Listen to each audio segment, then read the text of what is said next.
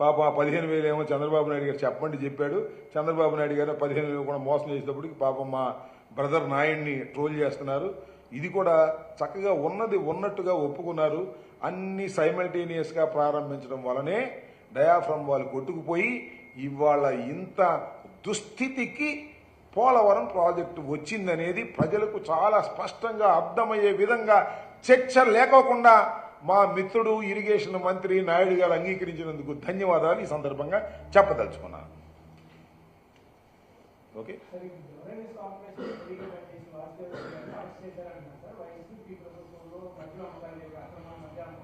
అవును అరెస్ట్ చేశారని అంటున్నారు. మరి నాకైతే సమాచారం లేదు.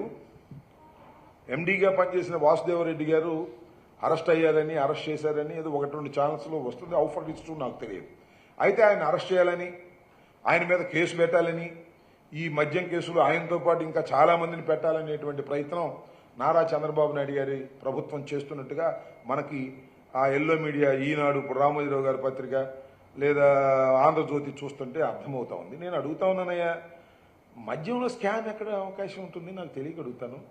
మద్యం అమ్మకాలు పెరిగితే స్కామ్ ఉంటుందా, తగ్గితే స్కామ్ ఉంటుందా? తగ్గినాయే.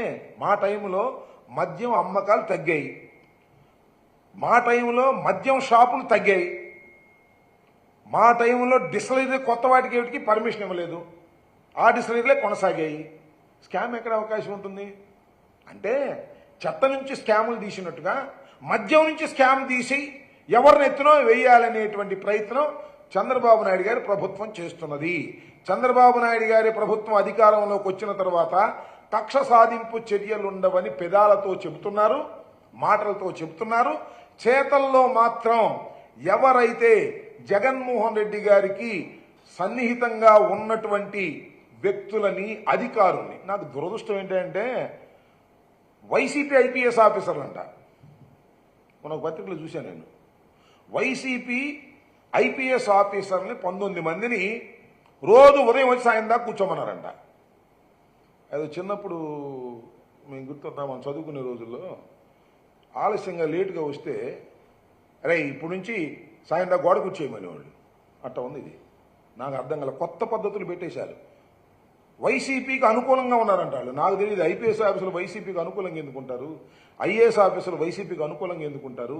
కాకపోతే జగన్మోహన్ రెడ్డి గారికి సన్నిహితంగా పనిచేసినటువంటి వ్యక్తులు అయి ఉంటారు. వాళ్ళు ఎక్కడ చట్టాన్ని వ్యతిరేకిస్తే చట్టాన్ని వ్యతిరేకించినట్టుగా చెప్పొచ్చు, తప్పలేదు. కాబట్టి ఏదో ఒక విధంగా స్కాములు చేశామనేటువంటి భావన తీసుకొచ్చి ప్రజల్లో ఈనాడు, ఆంధ్రజ్యోతి, TV5, ABN వీటిలో టకటక చెప్పడం, ఒక కేసు బుక్ చేయటం, ఇద్దరిని అరెస్ట్ చేయడం, రోబలేయటం, బెయిల్ రాకోకుండా దాన్ని ఫాలోఅప్ చేయటం, ఇలాంటి కార్యక్రమాలన్నీ జరుగుతున్నాయి.